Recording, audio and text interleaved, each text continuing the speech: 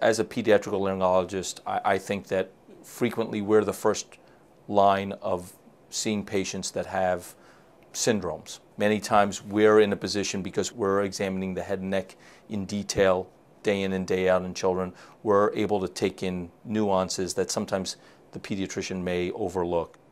One of the things that I always say to our residents, or when I'm giving lectures on these topics, is that the first thing you should do is look at the patient when they walk in. Look at their facial features. You want to take a total assessment of the patient. As part of the whole head and neck assessment, looking at the upper airway, these patients frequently also have problems with either adenoid hypertrophy or tonsil and adenoid issues. In patients with Hunters, they may come in for middle ear fluid, but they start to develop coarse facial features, and they get some of that frontal bossing, wide set eyes, a flattened nasal bridge, low set ears. They all have airway issues. Many of them will need their tonsils and adenoids out. Obstructive sleep apnea symptoms, the snoring and the restless sleep and the classic OSA symptoms. But sometimes you won't make the diagnosis the first time you see them. You see them, they come back, and now their facial features have become a little more pronounced. You won't make the diagnosis frequently in a child who's 1, because they won't have had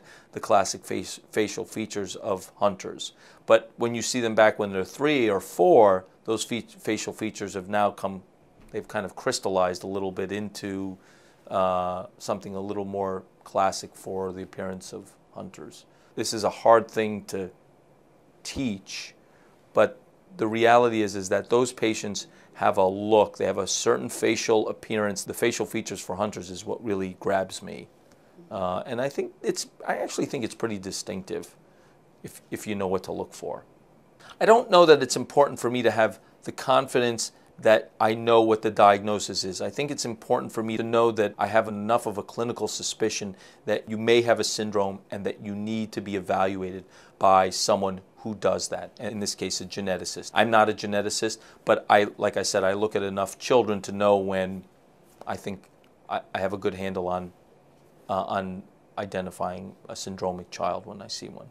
The internal dialogue is probably there are a couple things in terms of whether I really think the patient has a syndrome and what kind of checklist I need to go through, and then how comfortable am I and what's my relationship with the patient that I can have that dialogue, or do I need to then try to address that with someone who has a better medical relationship with that family. In other words, how comfortable am I going to be to bring up the subject of the fact that your child might have a syndrome? Because for a lot of patients, that's a very difficult thing to get your head around. It's also difficult if I'm meeting a patient for the first time and I say, oh, I think you might have a syndrome, you need to go see a geneticist. That's a potentially very threatening thing for a parent, but it doesn't mean that it should get ignored.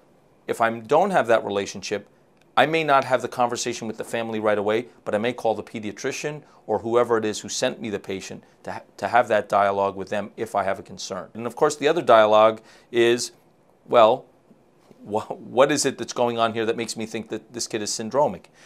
Is he having developmental problems associated with some other clinical findings that suggest some type of syndrome? As a result, we'll then point my history and physical in that direction. I might look for, if I see a patient who comes in and I'm concerned that they have Sprintson syndrome or velocardiofacial syndrome, I will specifically ask them about developmental issues and cardiac problems and whether the child's having speech issues. I might pick up the phone and call either my partner or another pediatric otolaryngologist who I respect, who I think has probably had experience with this, and send them an email and say, you know, what do you do with these guys? What do you do with these kids? What's your experience? So I think the contact with other professionals who treat syndromic children, they have usually a wealth of knowledge and comfort and know the ins and outs of taking care of those patients. And I think that is something that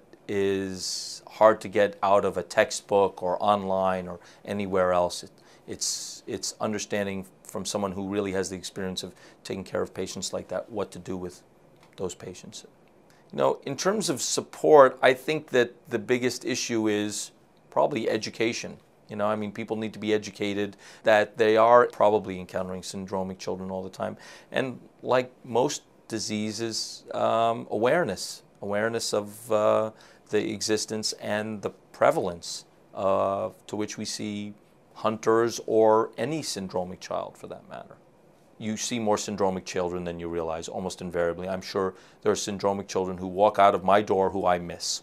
I like to think I don't, but I'm sure that there are syndromic children that we all don't identify. And so the only way to try to not miss them is to constantly think, could this child be syndromic? It is important to be on the lookout for these patients because they walk in our office every day. It's just a matter of us being aware of them.